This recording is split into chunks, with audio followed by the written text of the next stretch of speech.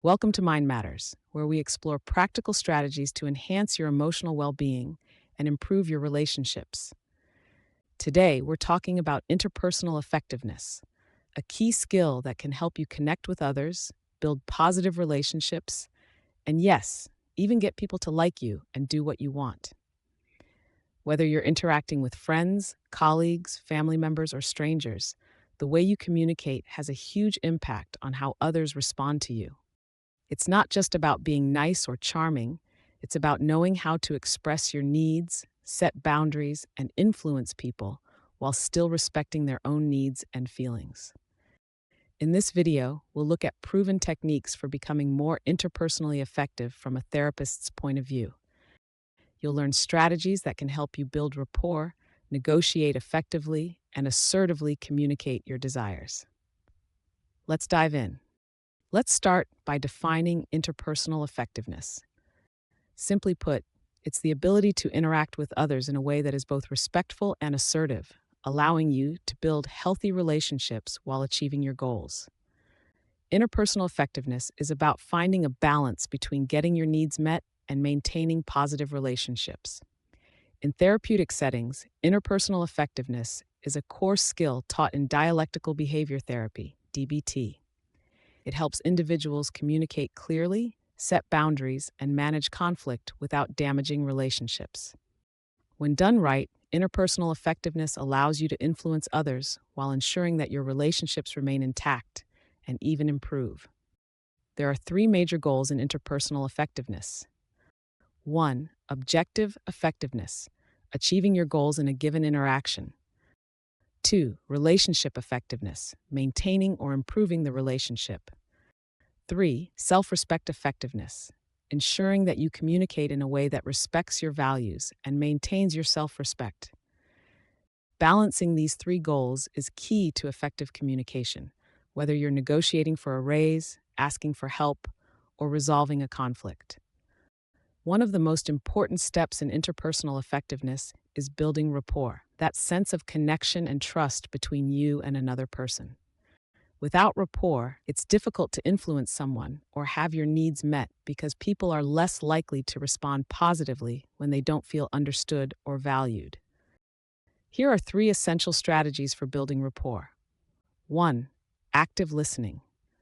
Active listening is one of the most effective ways to create rapport. When you truly listen to someone without interrupting, judging, or planning your response, they feel heard and understood. This helps build trust and makes the other person more open to your ideas and requests. Practical tip: during conversations, focus on maintaining eye contact, nodding to show you're engaged, and paraphrasing what the other person says to confirm understanding. For example, you might say, "So what I hear you saying is," or "It sounds like you're feeling." 2. Mirroring. Mirroring involves subtly imitating the other person's body language, tone, or pace of speech. This technique helps create a sense of harmony and makes the other person feel more comfortable around you. When people feel that you're like them, they're more likely to trust and be influenced by you. Practical tip: if someone is speaking softly and slowly, try adjusting your tone and pace to match theirs. If they're using certain hand gestures, reflect them in your own body language. 3. Validation. Validation is about acknowledging the other person's feelings and perspectives, even if you don't necessarily agree with them. By validating someone's emotions, you show that you respect and understand their point of view, which creates a strong foundation for cooperation. Practical tip: use phrases like, "I can see why you'd feel that way," or "That makes sense to me," to show validation. This helps the other person feel valued and less defensive. Once you've built rapport, the next step is learning to express your own needs clearly and assertively. Assertiveness is the ability to communicate what you want, need, or feel without being passive or aggressive. In other words, it's about standing up for yourself while respecting the other person's rights and feelings. Assertiveness is crucial in getting others to do what you want because it allows you to make your desires clear without causing resentment or conflict. Here's how to be more assertive in your communication. 1. Use I statements. I statements allow you to express your thoughts and feelings without sounding accusatory or blaming. Instead of saying, "You never help me with this," you can say, "I feel overwhelmed when I have to handle this on my own." Practical tip: practice using "I feel" statements followed by your needs or requests. For example, "I feel frustrated when deadlines are missed, and I need more communication to avoid this in the future." 2. Be direct and specific. Being vague or passive can lead to misunderstandings and frustration. Instead, clearly state what you want or need from the other person. For example, instead of saying, "It would be great if someone could handle this," say, "Can you please take care of this by the end of the day?" Practical tip: make your requests specific, actionable, and time bound. For example, "Could you send me the report by 5 p.m. tomorrow?" 3. Manage expectations. Sometimes people resist doing what you want because they feel overwhelmed or pressured. Be open to negotiation and offer options. This shows that you're considerate of their needs and makes them more likely to meet your request. Practical tip: instead of saying, "You need to get this done now," you might say, "Can we set a reasonable deadline for this task?" Once you've built rapport and communicated assertively, the next step is influence, the ability to persuade others and get them to say yes to your requests. While influence may sound manipulative, when done ethically, it's about creating win-win situations where both parties benefit. Here are some techniques to ethically influence others. 1. Reciprocity. The principle of reciprocity is simple. When you do something nice for someone, they're more likely to do something for you in return. This creates a sense of obligation, making people more willing to meet your requests. Practical tip: offer help, support, or compliments before making your request. For example, "I really appreciate the work you've been doing on this project. I was wondering if you could help me with something related to it." 2. Scarcity. Scarcity increases value. If something is in limited supply or opportunity, people are more likely to want it. This technique can be applied to your requests by framing them as time-sensitive or exclusive. Practical tip: you might say, "I need a decision by the end of the week, so we can take advantage of this offer. It won't be available after that." 3. Social proof. People are influenced by what others are doing. If you can show that others have supported or agreed with your idea, the person you're speaking with is more likely to follow suit. Practical tip: use phrases like, "Many of our team members have already agreed to this plan," or "This method worked well for others in your position." Number 4, consistency and commitment. People tend to want to stay consistent with their previous commitments. If someone has previously agreed to a smaller request, they're more likely to agree to a bigger one later on. Practical tip: start by asking for a small commitment. For example, "Could you help me with this small task?" After they agree, you can follow up with a larger request related to it. Even when you communicate effectively, there will be times when people resist your requests or when conflicts arise. Knowing how to handle resistance is crucial to maintaining good relationships and achieving your goals. 1. Stay calm and listen. When faced with resistance, the first step is to stay calm and listen to the other person's perspective. Ask questions to clarify their concerns and show that you're genuinely interested in understanding their point of view. Practical tip: say, "I hear that you're concerned about this. Can you tell me more about what's on your mind?" 2. Acknowledge and validate feelings. Acknowledging the other person's feelings can go a long way toward diffusing tension. Even if you don't agree with their point of view, showing that you understand their emotions can help resolve conflicts more smoothly. Practical tip: use validation phrases like, "I can see why you'd feel frustrated by this," to show empathy. 3. Offer solutions. Once you've acknowledged their feelings, focus on finding solutions that work for both parties.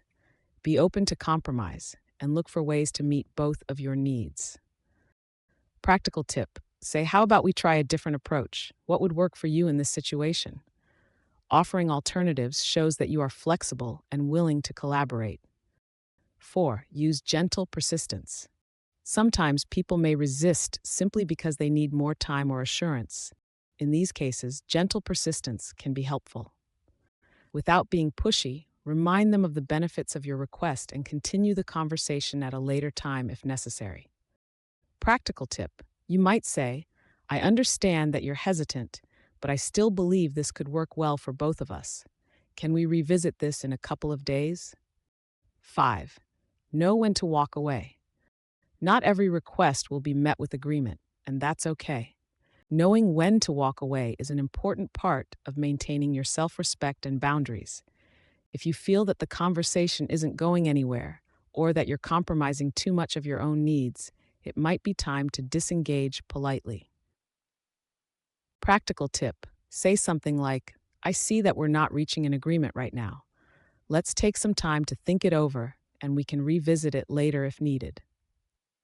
A key part of interpersonal effectiveness is maintaining healthy relationships while asserting your needs. It's important to remember that being effective with people doesn't mean you should always get your way at the expense of others. Healthy relationships are built on mutual respect, collaboration, and compromise. Here are some important tips for maintaining strong relationships while being assertive. 1. Respect the other person's autonomy. Even though you may have specific goals or needs, it's important to respect the autonomy of the other person. People are more likely to help you if they feel their own needs and choices are respected. Practical tip: use phrases like, I completely understand if you're not able to help with this, but I would really appreciate your input. 2. Balance assertiveness with flexibility. It's possible to be assertive without being rigid. If the other person isn't able to meet your request exactly as you hoped, consider offering alternative solutions or compromises that still achieve your goals in a different way. Practical tip: say, I'd prefer if we could complete this by Friday, but if that's not possible for you, let's aim for early next week. Does that work? Express appreciation. People are more likely to cooperate with you in the future if they feel valued. Always express appreciation for the other person's time, effort, or consideration, even if the outcome isn't exactly what you wanted. Practical tip: simple phrases like, thank you so much for considering this, or I really appreciate your time and help, go a long way in maintaining positive relationships. 4. Stay true to your values. While it's important to be flexible and open to compromise, you should never sacrifice your core values or self-respect in order to get what you want.